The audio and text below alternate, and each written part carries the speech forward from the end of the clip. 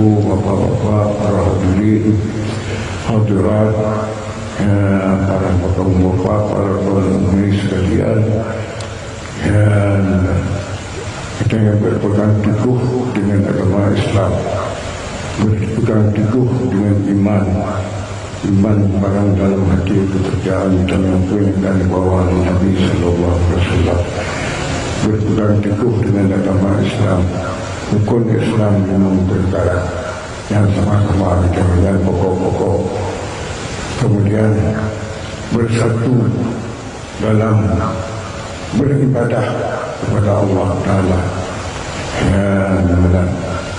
yang lebih-lebih sembahyang lima waktu, yang tiang agama akan Nabi, yang karena sembahyang karena agama Allah, dan tengah-tengah sembahyang Imam Wati, Imam Wati yang kafir ulun oleh Allah Subhanahu Wa Taala, Wati Nabi Muhammad, Nabi lain yang merut, Nabi Muhammad yang merut,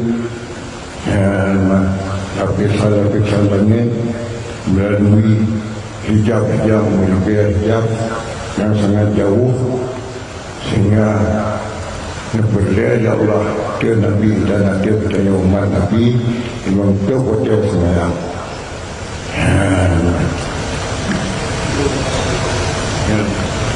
Kemudian kelebihan Nabi mengulang kali kepada Allah, membuat dengan Jibril diulang sehingga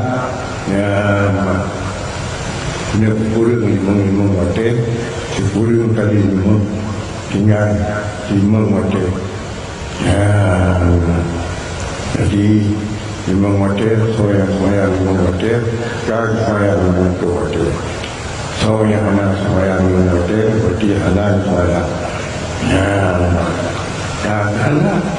Anak dibantu mah, anak agama.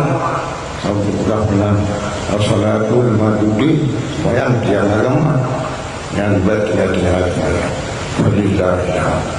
Kemudian pelajaran yang lebih reguler bertanya, wali ulama bertanya, ulama Ahlussunnah wal Jamaah yang cari bukti dan dapat bukti yang berusaha yang kaget sekali pemberian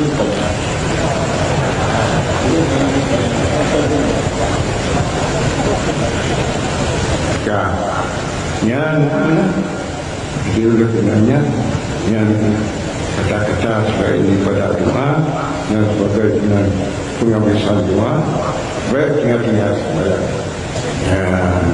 sebagai ditanya oleh Islam sebab pakai-pakai yang ditanya yang ibu suka yang kali itu suka orang belum ketemu tapi tak tahu yang akhirnya ketemu belum suka yang nanggung iman yang anak dipilih anak balik anak dipilih anak payahmu anak payahkan anak payah yang berkali yang jika hasil pada karunia Allah Subhanahu Wa Taala.